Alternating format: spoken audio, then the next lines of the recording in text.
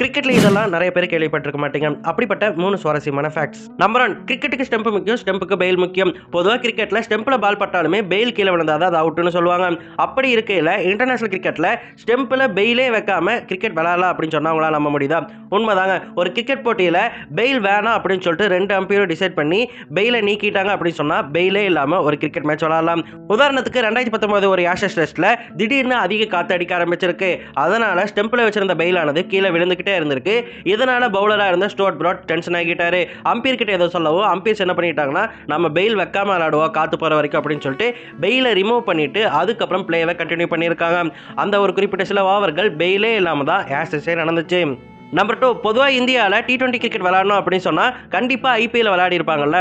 ஆனால் ஒரே ஒரு பிளேயர் மட்டும் இந்திய கிரிக்கெட் வரலாற்றிலேயே ஐபிஎல் விளையாடாமல் T20 இன்டர்நேஷனல் ஆடி இருக்காரு. யார் அந்த பிளேயர்னு கேட்டிங்கன்னா தினேஷ் மோங்கையா தான். இவரை தவிர இந்தியாவுக்காக T20 இன்டர்நேஷனல் ஆன எல்லாருமே ஐபிஎல் விளையாடி இருக்காங்க. இவர் மட்டும் விளையாடல, ஏன்னா இவர் சீக்கிரமே ரிட்டையர்ட் ஆகிட்டாரு. 2006ஆம் ஆண்டு இந்தியா தன்னுடைய முதல் T20 போட்டியை சவுத் ஆப்பிரிக்காவுக்கு எதிராக ஆடி இருந்தாங்க. அந்த மேட்ச்ல இவர் 45 பாலுக்கு 38 ரன் அடிச்சிருந்தாரு. ரொம்ப ஸ்லோவாக தான் ஆடி இருந்தாரு.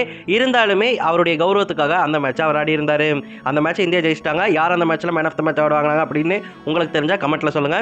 நம்பர் 3, சிறந்த பேட்ஸ்மேனா கோலி இருக்கலாம், சிறந்த பவுலரா ஸ்டெயின் இருக்கலாம், ஆனா சிறந்த கிரிக்கெட்டரா சச்சின் மட்டும்தான் எங்க இருக்க முடியும். ஏன் அப்படின்னு சொல்லிட்டு கேட்டீங்கன்னா, உதாரணமா ஒரு ஸ்டாட் சொல்றேன். பிரைன் லாராவுடைய விக்கெட்டை தூக்குறது ரொம்பவே கஷ்டம். ஆனா பிரைன் லாராவுடைய விக்கெட்டை 4 தடவை நம்ம தலைவர் சச்சின் டெண்டுல்கர் தூக்கி இருக்காருன்னு சொன்னாங்களா நம்ப முடியுதா?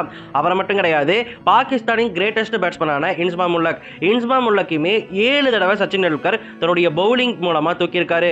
அதாவது உலகிலேயே சிறந்த பேட்ஸ்மேன்கள் இவங்க 2 பேரு. இவங்க 2 பேருடைய விக்கெட்டையுமே கண்டினியூஸா பவுலிங் மூலமா தூக்கி இருக்காரு. அப்படிங்கும்போது சச்சின் டெண்டுல்கர் சிறந்த கிரிக்கெட்டர் தான்.